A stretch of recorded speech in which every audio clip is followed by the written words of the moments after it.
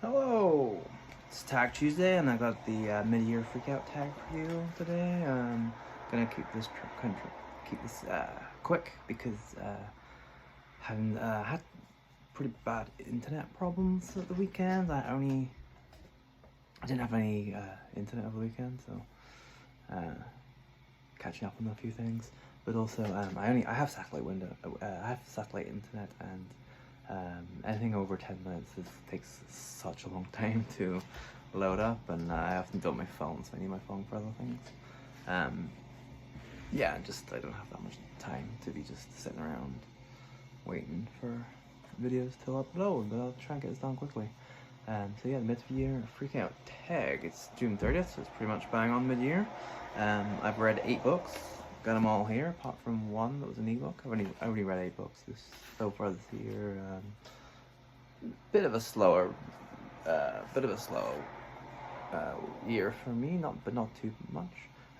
It's mainly been because I started a new job in October of last year, and it's like a 42-hour standard, and it often goes into 45, 50 hours a week. It's a very physical job too, and obviously with the whole COVID, I work in the food industry, so I haven't had any time off during the whole time, and I've actually been working a lot harder in some of the part, especially at the start. So yeah, I haven't really had a lot of time to read, but I'm starting to get into a bit of routine now. But yeah, 8 books, totally fine with that. It's gonna be like 10 or 11 within the next week, so yeah, let's get started, I guess. Number 1, best book you've read so far in 2020. I'm gonna go with a book that I know from the movie, watched the movie a million times. It's Laura by Vera Kaspari. It just doesn't have a dust jacket, just got this secondhand. Yeah, great book, great movie, love the movie, one of my all-time favorites. And the book, it's great too. Is really had made much more appreciation of the movie. The movie does a great job of characterization. The physical attributes aren't quite the same in the movie, but they've lifted whole parts of the dialogue from the book. And the most interesting thing about the novel that I didn't realize is it has a lot of different literary techniques. So there's different character first person narrations, and there's this at one point stenographer's report for an arrest interview, or police interview, I guess. And so yeah, it's just lots of different ways to tell the story, and different viewpoints, and kind of cuts in and out of different time frames. It'll take someone's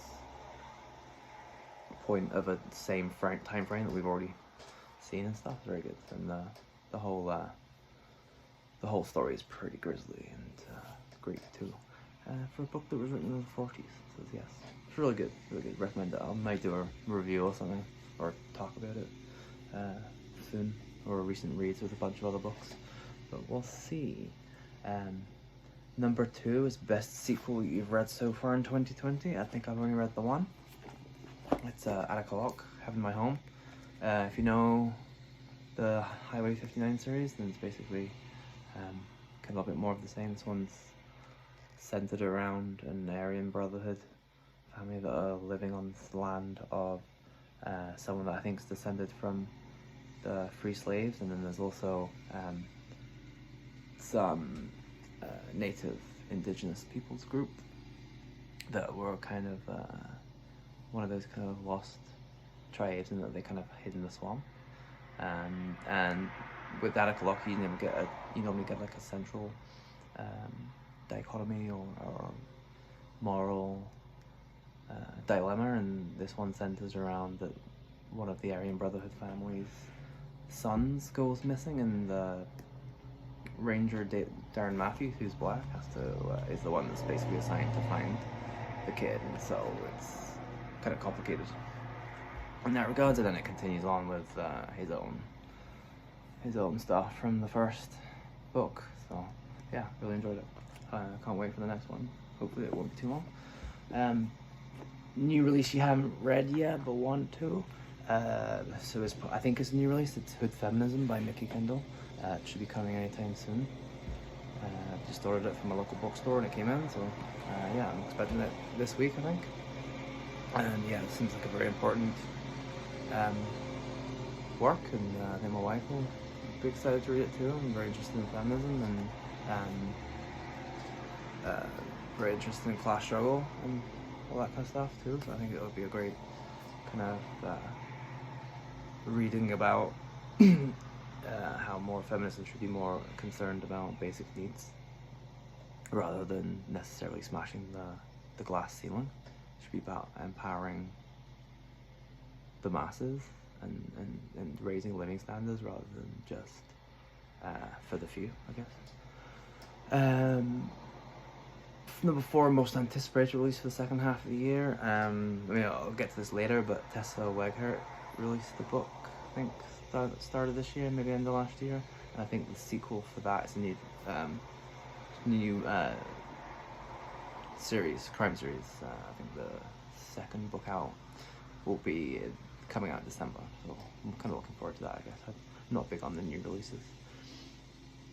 Number 5, biggest disappointment. It's very niche, but it is The Holy Bible by David Evans. It's part of the 33 and Third series, which is people just writing about their favorite albums.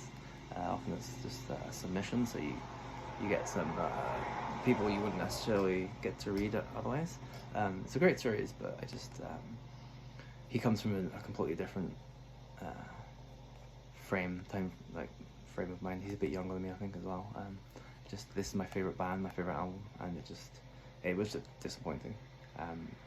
I think I still need to read the biography of the Manic Street Preachers that came out probably over 20 years ago, maybe 25 years ago or something. I need to read this still, but this is probably going to be right up more what I wanted something like this to be. So yeah, very niche. That's not going to really appeal to probably anybody that watches this. Number 6, biggest surprise. I guess biggest surprise is probably biggest surprise might have been Blackmailer by George Axelrod. I think George Axelrod was like a Pulitzer Prize winner. Definitely he wrote The 7-Year Itch and some he's an Academy Award winner and stuff, like Breakfast Tiffany and Manchurian Candidate. Yeah, just that was really good crime novel. Wasn't expecting too much of it, but it was a nice surprise. 7, favorite new author, debut or new to you? It's really gonna go with this one then, Tessa Weghart, Death and Family, as I always said. It's probably the only one that's really new to me. This is a debut too, so because both, I guess.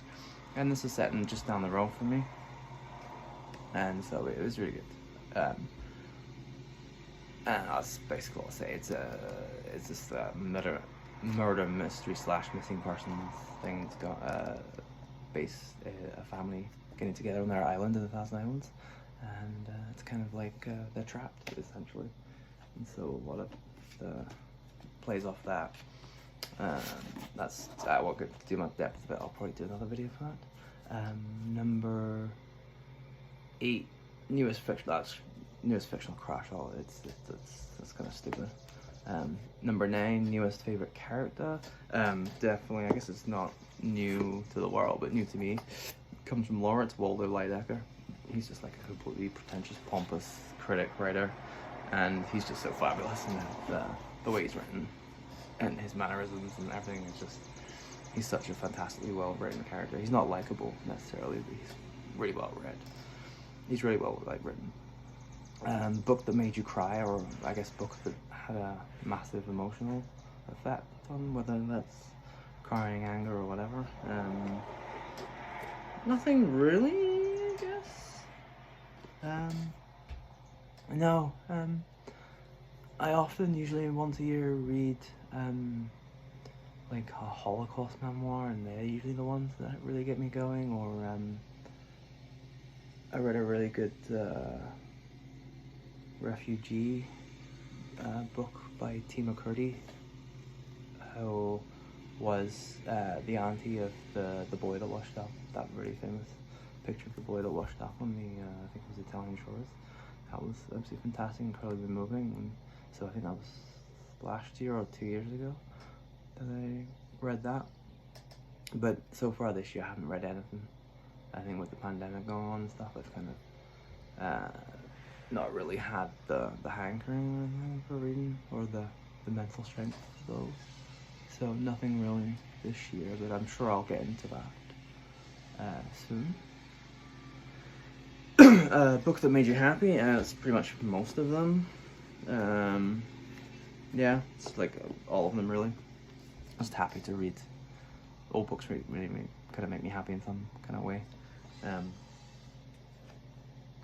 guess what book have I mean, this, even though like Destination Unknown by Agatha Christie, it's my first time I've read Agatha Christie, and this is not a famous one, it's not really a crime novel, and it's not any of her famous characters, but it's kind of a weird spy novel-ish,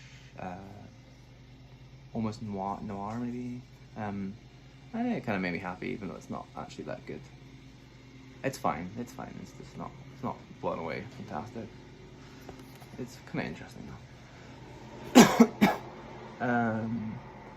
Most beautiful book you've bought so far this year? It's gotta be this one. HarperCollins have done such a great job of releasing this detective club series, re-releases of the 1930s originals. And the 1930s is actually reprints of all the books, but they've kept because it's HarperCollins, they have all the rights, so they're able to produce it in the 1930s Art Deco style too. So absolutely fantastic. Love them. I need to get more of these, but I also need to get like a ton of other books as well. I keep finding hundreds of books that I need, so, and it's all BookTube's fault. Completely BookTube's fault. So I also need a ton of work done on my garden and my house, so I don't know what's gonna be the winner in that. And then what books do you need to read by the end of the year? All of them. All of them. I need to read all of them. I don't know. I'd like to read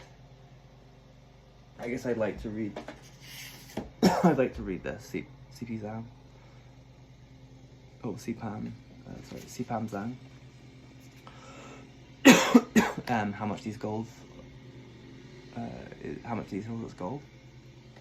Just because a friend recommended this to me, and I'd like to talk about it, and I see a lot of other people have read it.